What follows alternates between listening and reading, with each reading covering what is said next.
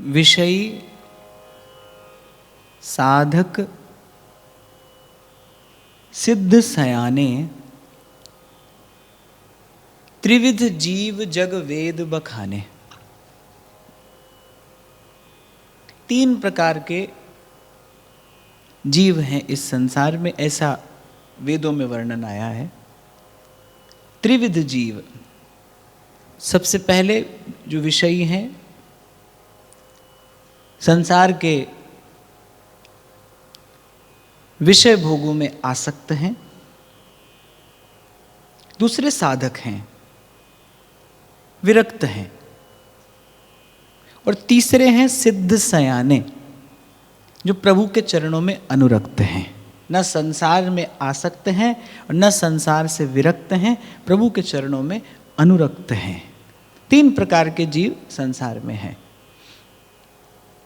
और संत कहते हैं कि ऐसे ही जब भगवत कथा का गान होता है, भगवत लीला का गान होता है, तो श्रोता भी तीन ही प्रकार के होते हैं। एक तो विषयी है, अर्थात जिसे अभी ठीक से सुनना भी नहीं आता। आ जाते हैं ना, ऐसे लोग भी आते हैं कथा में। यद्यपि संत ते होए न कारज हानि, नाम जपत मंगल दिसि दसहूं। और अनेक अनेक वाक्य संतों के मिलते हैं जिससे ये खबर पड़ती है कि भाई किसी भी भाव से भाएं कुभाएं कोई सत्संग का सेवन करे, लाभ ना हो तो हानि तो नहीं ही होती, और अंततः लाभ होता ही है।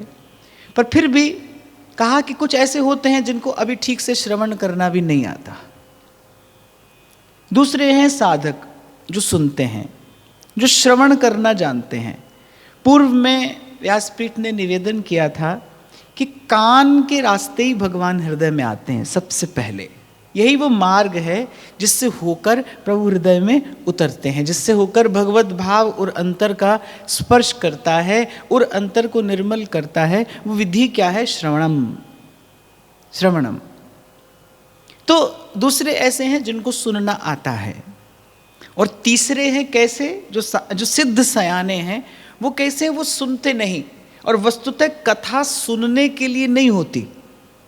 श्रीमद् भागवत में जहाँ जहाँ भगवत कथा की बात आई है, श्रीमद् भागवत कहती है पिबन्ति भगवत आत्मनः सताम कथामृतम श्रवण पुटेषु संभृतम। अर्थात कथा सुनने के लिए नहीं है, सुनने के लिए कहानी होती है जो मनोरंजन करती है। ये कथा तो अमृत है, श्रवण पुटों से इसका पान किया जाता है। पिबन्ति ये भगवत आत्मनः सताम कथामृतम श्रवण पुटेषु संभृतम। फिर इसका परिणाम क्या है? कहते हैं पुनन्ति ते विषय विदूषिताशयम व्रजन्ति तच्चरण सरोरुआन्तिकम। अगर किसी को कथा का रस, कथा का अमृत पीना आ जाए तो भगवत कथा ही प्रभु के चरणों तक ले जाने में समर्थ है। किसी और साधन की आवश्यकता नहीं है। और कलौ तद्धरि कीर्तनात्। और जिस काल में, जिस युग में, जिस समय में आप और मैं इस संसार में हैं, इस समय तो भगवत कथा के अतिरिक्त, भगवान की लीला कथा के कथन श्रवण के अतिरिक्त कोई और दूसरा साधन है ही नहीं। विजयते श्री कृष्ण संकीर्तनम। कीर्तन का अर्थ होता है गुण गाना, भगवान का गुण गाना। ये जो कथन श्रवण है ये भी कीर्तन ही है, ये भगवान के गुणों का अनुकीर्तन है। तो पहला तो ऐसा है जो विषयी है, अर्थात जिसकी बुद्धि जड़ है। गोस्वामी जी कहते हैं कि जड़ता जाड़ विषम जब लागा, गयहु न मज्जन पाव अभागा। और मैं कहता हूँ कि देखो, जू अंबुज के पात में पात, पात में पात, और त्यू संतन की बात में बात, बात में बात। किसी बड़े थोड़े से सरल से शब्दों में गोस्वामी जी कितना गूढ़ सिद्धांत प्रतिष्ठित कर देते हैं। कहते हैं जड़ता जाड़ विषम जब लागा, गयहु न मज्जन पाव अभागा। उदाहरण देते हैं कि एक व्यक्ति बड़ा परिश्रम करके, बड़ी लंबी यात्रा करके और गंगा किनारे पहुंचा। जब गंगा किनारे पहुंचा तो जाड़े की ऋतु आ गई थी, पौ मांग का महीना आ गया था। बोले जाड़े के डर से इतनी लंबी यात्रा करके गया हुआ व्यक्ति और स्पर्श भी नहीं किया गंगा जल का, और बस ऐसे ही रूखा सूखा लौट आया। ऐसी जब बुद्धि जड़ होती है ना, ये जो बीच बीच में भगवान नाम कीर्तन कराया जाता है, आरंभ में भगवान नाम स्मरण किया जाता है, फिर हम बीच में हरि नाम का आश्रय लेते हैं, केवल इसीलिए कि चित्त थोड़ा द्रवीभूत हो जाए। बुद्धि जब जड़ हो जाती है तो सिद्धांत को ग्रहण करने योग्य नहीं रहती। और ऐसे ही भगवत की ये कथा की जो गंगा है, ये जो कथा की जो धारा है, इसके निकट आकर भी उस बुद्धि की जड़ता के कारण जीव किंचित मात्र भी ग्रहण नहीं कर पाता, एक बूंद भी इस अमृत की पी नहीं पाता। और ऐसा होता है भाई, ऐसा होता है बड़े दीर्घ काल तक, कई बार सुनते सुनते सुनते रहने के पश्चात भी और अंतर में कोई परिवर्तन नहीं होता। इसीलिए गोस्वामी जी कहते, कहत सुनत दशा हृदय नहीं आवे। ना तो कहने वाले के हृदय में आती है, न सुनने वाले के हृदय में आती है। कहना सुनना व्यर्थ जैसा हो जाता है, व्यर्थ प्राय हो जाता है। यदि उर अंतर में देखो, जिस विषय का श्रवण किया जा रहा है, यदि उस विषय में प्रीति नहीं हुई, जिस वस्तु का कथन श्रवण हो रहा है, अगर उस विषय में आपकी प्रीति अनुरक्ति नहीं हुई, तो अर्थात न कथन हुआ न श्रवण हुआ। क्योंकि श्री सेवक जी महाराज कह रहे हैं, श्रोता सोई परम सुजान, सुनत चित्त रति करे। मैं सरल शब्दों में कह दूं, कृष्ण की कथा कहते सुनते सुनते अगर कृष्ण में प्रेम, कृष्ण में अनुराग नहीं होता, तो माने कथन श्रवण नहीं हुआ। तभी हुआ जानिए जब भगवत भाव की अभिवृद्धि हो, भले वो धीरे धीरे हो, शनै शनै हो, पर होनी आवश्यक है। और कल बड़े विस्तार से मैंने चर्चा की थी यहाँ से कि भाई ये अपने मन की साज संभाल आपको ही करनी होगी। अगर आप शिष्य समझते हैं स्वयं को, अगर आप विचार करते हैं कि आप साधक हो गए हैं, तो भाई इतना तो आपको देखना पड़ेगा, इतना तो आपको स्वयं को संभालना पड़ेगा कि आपको अपने मन को संभालना आया है कि नहीं, चित्त की वृत्ति में कुछ परिवर्तन हो रहा है या नहीं हो रहा, या मन जिस द्वंद्व में बरसों पहले पड़ा था आज भी पड़ा है। और कोई आश्चर्य मत मानना भाई, एक जन्म नहीं अनेक जन्म भी इस द्वंद्व से मुक्ति नहीं है, नहीं होती, नहीं होती। तभी कबीर साहब कहते हैं कि माला फेरे तो जुग भया। एक जन्म नहीं, एक युग में आपके मेरे कितने जन्म हो जाते होंगे। वो कह रहे हैं माला फेरे तो जुग भया, फिरा न मन का फेर, मन टस से मस नहीं हुआ। जिस विषय में पड़ा था वही आज भी है, वही कामना, वही क्रोध, वही ईर्ष्या, वही मद मात्सर्य, वही असूया, वही निंदा का रस, वही स्वयं में श्रेष्ठ बुद्धि, वही अभिमान, वही अहंकार, फिरा ना मन का फेर। तब कहते हैं अरे कर का मन का डार और मन का फेर। बार बार मन की संभाल करने की बात ही संतों ने कही है। तो विचार करना भाई कि अगर भगवत कथा का श्रवण हो रहा है तो देखना और अंतर में कहीं कोई परिवर्तन है कि नहीं, कहीं वो बुद्धि की जड़ता जिसके कारण आप स्पर्श भी ना कर पा रहे हो इस भागवती गंगा का, कहीं ऐसा तो नहीं हो रहा आपके साथ। तो एक तो ऐसा ही है भाई, विषय है, वो तो नहीं प्राप्त कर पा रहा कुछ भी। फिर एक साधक है जिसको सुनना आता है, जो ग्रहण करता है, श्रोतव्यो मंतव्यो निधिध्यासितव्य, श्रवण भी करता है, फिर थोड़ा मनन भी करता है। और मैं तो भाई इसी पक्ष का व्यक्ति हूँ, मैं कहता हूँ थोड़ा ही सुनिए, बहुत थोड़ा सा सुन लीजिए, थोड़ा सा, लेकिन श्रोतव्यो मंतव्यो, उपनिषद कहता है आत्मा अरे वाह द्रष्टव्य, वो जो परम सत्य है, वो जो सच्चिदानंद है, बोले वो देखा जाता है। पर कैसे?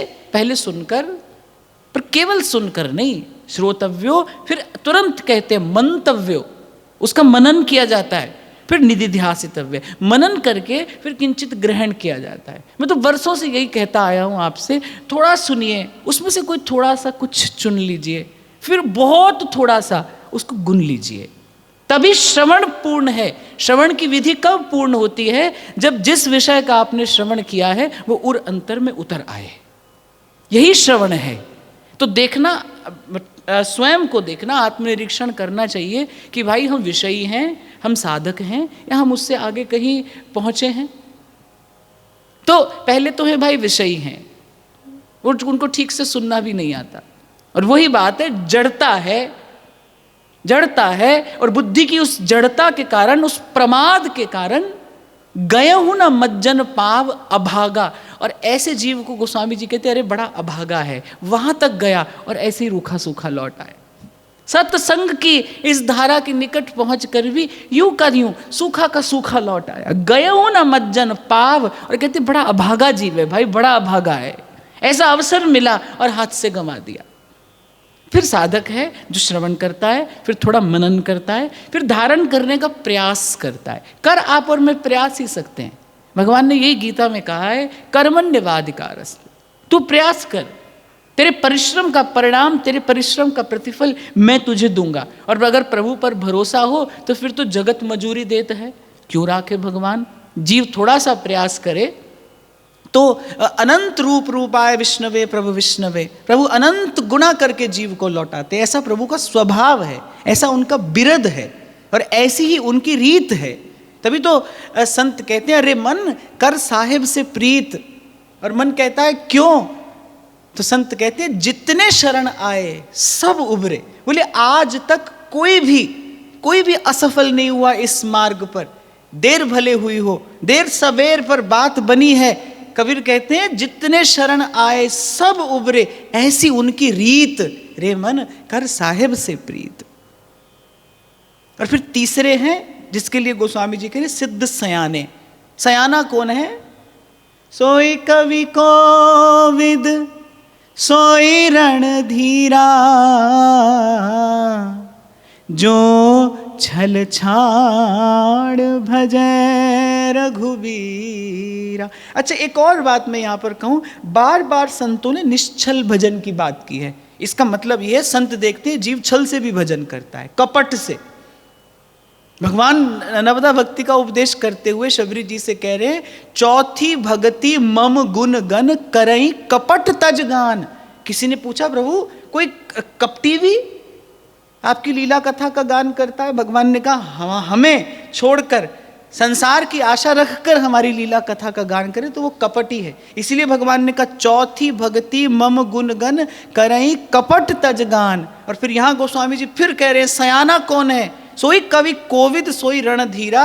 भाई सब सद्गुण उसी में ही हैं, वही सकल गुण संपन्न है जो छल छाड़ भजय रघुबीरा, जो छल छोड़कर भगवान का भजन करता है। इसका मतलब आप और मैं, क्योंकि छल कपट आपके मेरे स्वभाव में आ गया है, जीव के स्वभाव में छल कपट है, स्वयं से भी करता है, दूसरों से भी करता है, अवसर मिले तो प्रभु से भी करने से नहीं चूकता। वो प्रभु से भी छल करता है, प्रभु से भी कपट करता है। इसीलिए गोस्वामी जी कह रहे भाई वही सयाना है जो छल छाड़ भजय रघुवीरा। और निश्छल भजन क्या है? जाको कछु न चाहिए, जिनके तुम सब तात। एक और बात मैं आपको बताऊं, अगर इस जीवन का अर्थ समझ में आए, अगर इस जीवन का मूल्य समझ में आए, अगर इस जीवन का हेतु समझ में आए, तो प्रभु के अतिरिक्त कुछ भी चाहना वो केवल स्वयं को छलना है, बस वो कपट ही है। प्रभु के अतिरिक्त जीव कुछ भी चाहे तो स्वयं के साथ किया हुआ छल है। क्योंकि धन जोबन सुख संपदा बादर की सी छाह। और सहजो बाई कहती हैं सहजो आखिर धूप है 84 के माँ। कह रही है धन जोबन सुख संपदा, कह रही बादर की सी छाह। जैसे अब जेठ का महीना आएगा ना, तो थोड़ी देर के लिए कभी 2 क्षण के लिए एक बदली सी आएगी, वो ढक देगी सूर्य को, थोड़ी देर के लिए लगेगा कि ताप कम हो गया, पर फिर सहजो बाई कहती है पर सहजो आखिर धूप है 84 के माँ। अर्थात संसार का अंत, संसार की परिणति, इसका अंतिम परिणाम ताप है, ताप है, ताप है, जीव तपता है। और मुझे लगता है कि संसार की इच्छा से ही जीव संसार से बंधा है, संसार की कामनाएं जीव को अनंत काल से संसार से बांधे हैं, और बस संसार की इच्छा यही अपने साथ किया हुआ छल है भाई, यही अपने साथ किया हुआ कपट है। और कई बार मैंने आपको निवेदन किया, छल और कपट ये कुछ ऐसी भावना है जो आप किसी के साथ नहीं कर सकते, केवल अपने ही साथ करते हैं। लगता है जीव को कि दूसरे के साथ हो रहा है, पर स्वयं के साथ छल किया जा रहा है, स्वयं के साथ कपट किया जा रहा है। और बस इसी को गोस्वामी जी ने छल कहा है और कह रहे हैं जो छल छाड़ भजय रघुवीरा, अर्थात जो भगवान के लिए भगवान का भजन कर रहा है, आनुकूल्येन कृष्णानुशीलनम स भक्तिरुत्तमा, जो प्रभु के लिए प्रभु का भजन करे वो निश्चल भजन है। और आप और मैं यदि विचार करें और भीतर उतर कर देखें तो आप देखेंगे कितना कूड़ा कचरा कामनाओं का भरा है। कुछ तो ऐसी हैं जो पकड़ में आती हैं और कुछ तो आपकी मेरी दृष्टि में भी नहीं आती। आपके मेरे मन के जो रोग हैं वो तो ऐसे हैं, कुछ तो अनुभव में दृष्टि में आते हैं और कुछ तो अपने अनुभव में भी नहीं आते। और मुझे लगता है ये बहुत बड़ी दुर्दशा है भाई, जब भीतर बैठे रोग की खबर भी ना हो। देखो, जब रोग का पता चलता है तो फिर व्यक्ति उसका निदान करता है, उसकी औषधि करता है, उसका उपचार करता है। पर एक रोग ऐसा है जो भीतर पड़ा है और खुद को खबर भी नहीं कि मेरे भीतर इतना बड़ा रोग पड़ा है, ये और दुर्दशा है। तो विधि एक ही है भाई, और वो है आत्मचिंतन, आत्मदर्शन, आत्मनिरीक्षण, आत्मविश्लेषण, और जीवन मिला ही है आत्म कल्याण के लिए। देखते रहना भाई, ये मैं कह केवल आपको इसलिए रहा हूं कि स्वयं को देखते रहना, क्योंकि ये काम आप ही करोगे, ये काम आप ही करोगे, आपके मन से संवाद आप ही करोगे भाई।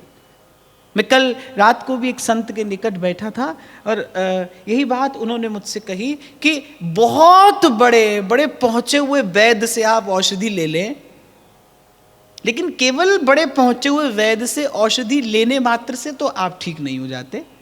वैद्य के बताए पथ्य कुपथ्य का पालन भी करना पड़ता है और उसके बताए नियत समय पर औषधि भी लेनी पड़ती है, तब जाकर रोग दूर होता है। और फिर भी औषधि लेने के बाद फिर कभी रोग बहुत बढ़ जाता है। बिल्कुल ठीक ऐसे ही है, आप कितने ही सिद्ध पुरुष से आप मार्ग ले लीजिए, पर चलना तो है आपको, परिश्रम तो आपको करना है, आपको उसके बताए मार्ग पर, उसके दिए अनुशासन में रहकर आपको भजन तो आपको करना है, पथ्य कुपथ्य का विचार भी करना है, गुरु की आज्ञा में भी रहना है। और फिर भी देर लगेगी, प्रतीक्षा भी करनी है, पुरुषार्थ भी करना है, परिश्रम भी करना है, प्रतीक्षा भी करनी है, तब जाकर कहीं कालांतर में उसका परिणाम आएगा। और घबराना नहीं, क्यों? क्योंकि जन्म जन्म का अभ्यास है भाई हमको, ये जन्म जन्म का अंधकार है। पर मुझे लगता है बननी आरंभ हो जाती है बात जैसे ही स्वयं के भीतर खोजना आरंभ करते हैं। सहजोबाई कहती है, आपुन ही को खोज मिले तब राम से नहीं। जो भीतर उतरा है उसी ने उसको पाया है। कहे नानक बिन आपा चीन है, मिटे न भ्रम की काई, मिटे न भ्रम की काई। नहीं तो नानात्व में भटकता है जीव, नाना विधियां, नाना भाव, नाना वृत्तियां, नाना विचार, और इसी नानात्व में एक नहीं अनेक जन्म भटक कर खो देता है। सावधान, नहीं ऐसो जन्म बार बार, सावधान। पलटू साहब कहते हैं, भजन आतुरी कीजिए और बात में देर, पलटू अटक ना कीजिए 84 के फेर। भजन आतुरी कीजिए, अभी करिए, इसी क्षण देखिए स्वयं को, जानिए स्वयं को, निकट जाइए स्वयं के, इसमें विलंब ना कीजिए, भजन आतुरी कीजिए। और बात में देर हो खटेगी, भजन में विलंब ना हो, भजन में देर ना हो।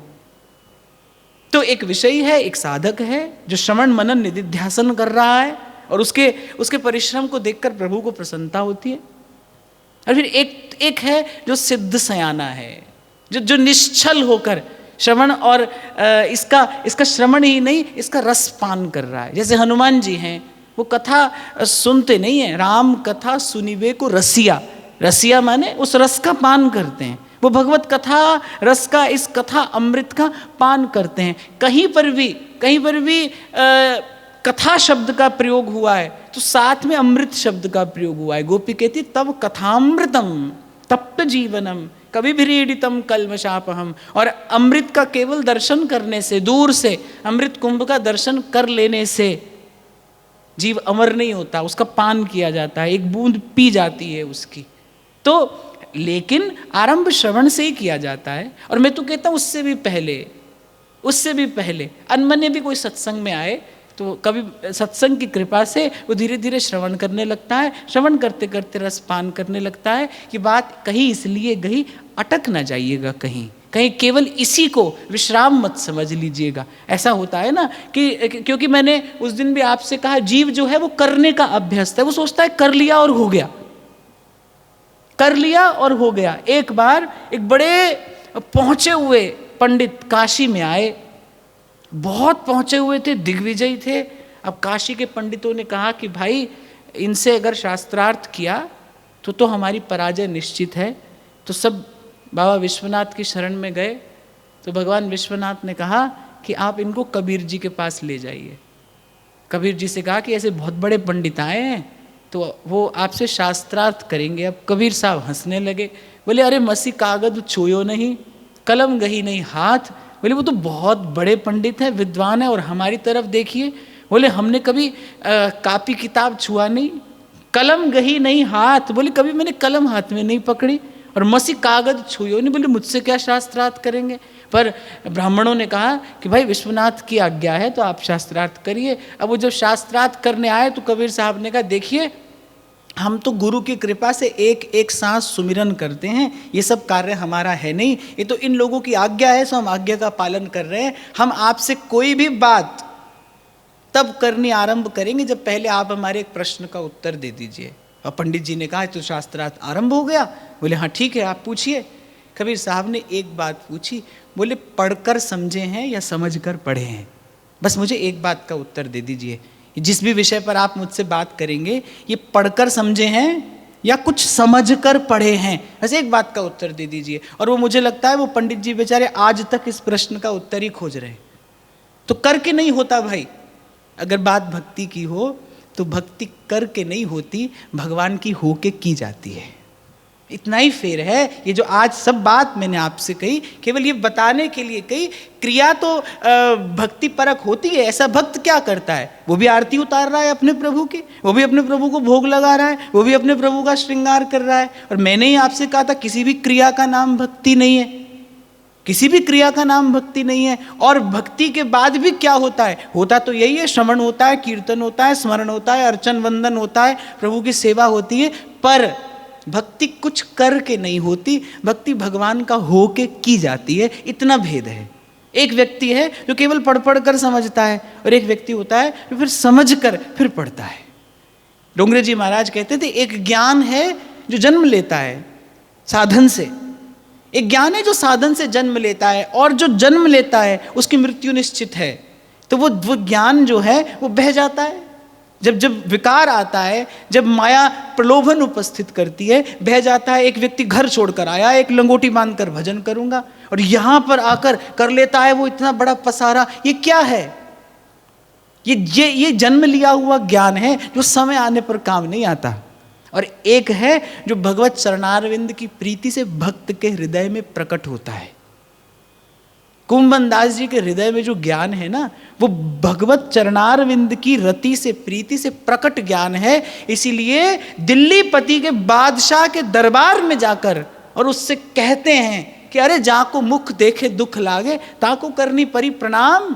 और कुंभन दास लाल गिरधर बिन सब जग जूठो दाम। बात तो थोड़ी कड़वी है पर सच्ची बात है भाई, कहनी पड़ेगी कि आज हम जैसे लोग जो हैं, जो स्वयं को साधु संत महात्मा और गुरु और जाने क्या क्या कहते सुनते समझते हैं, हम जैसे लोगों को अगर आज भारत के माननीय प्रधानमंत्री बड़े आदर से न्योता दे देना तो हम दुनिया भर की अखबार में छपाएं।